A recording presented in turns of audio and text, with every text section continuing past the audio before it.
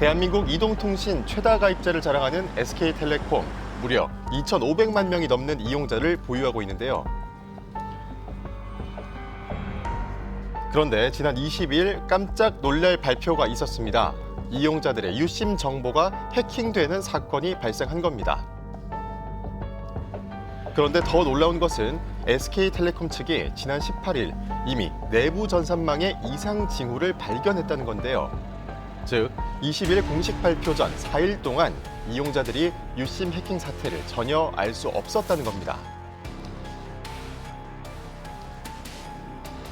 문제 발생 24시간 안에 한국인터넷진흥원에 신고해야 되지만 이 규정이 지켜지지 않았던 건데요. 초유의 유심 해킹 사고, 대표이사는 사과문을 발표하면서 고개를 숙였습니다. 사고의 원인과 규모 등에 대한 정부 조사가 이제 막 시작된 상황입니다. 자세한 조사가 나오는 대로 제가 직접 추가 조치 방안 등을 설명드리는 자리를 다시 한번 갖도록 하겠습니다.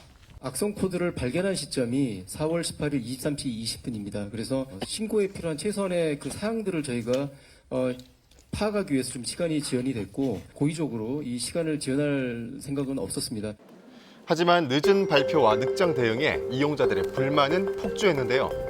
화가 날 수밖에 없는 게 SK가 어찌됐든 늦게 상황을 대처한 거니까 개인 정보가 얼마나 소중한지 전 국민이 알고 있는데 이거를 이런 식으로 대처를 하나 진짜 그런 부분에 있어서 너무 화가 나요. 저희도 알 권리가 있으니까 당연히 바로 알려줬어야 되는 건데 41시간은 좀 말이 안 되는 것 같아요.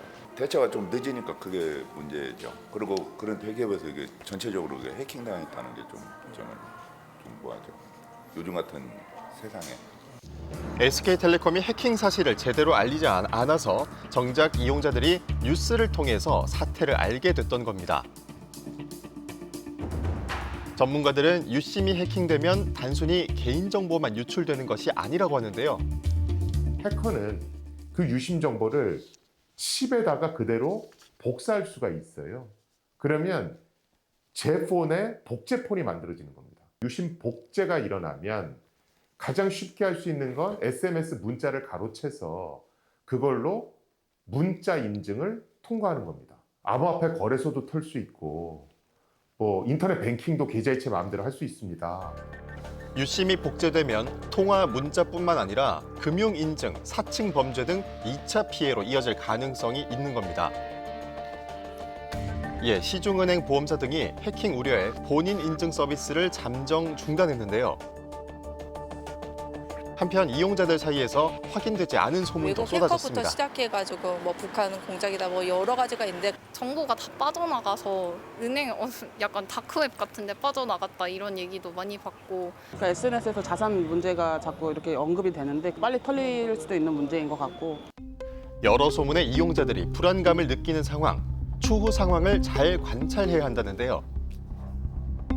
SK텔레콤 내부에서 해킹 프로그램이 발견됐다라고 얘기했지 그게 어떤 기능을 하는 해킹 프로그램인지 유심 개인정보를 유출시켰는지 유출시켰다면 몇 명의 정보가 유출됐는지 이런 것들은 아직 확인되지 않았습니다. 그런데 복제된 유심을 이용해서 복제폰을 만들면 아무 징후 없이 만들어지는 건 아닙니다. 해커가 그 피해자한테 뭐 휴대폰을 리부팅하라, 전원을 껐다 켜라 이런 메시지를 보냅니다. 그래서 그런 걸 못 받았다라면 안심하셔도 되고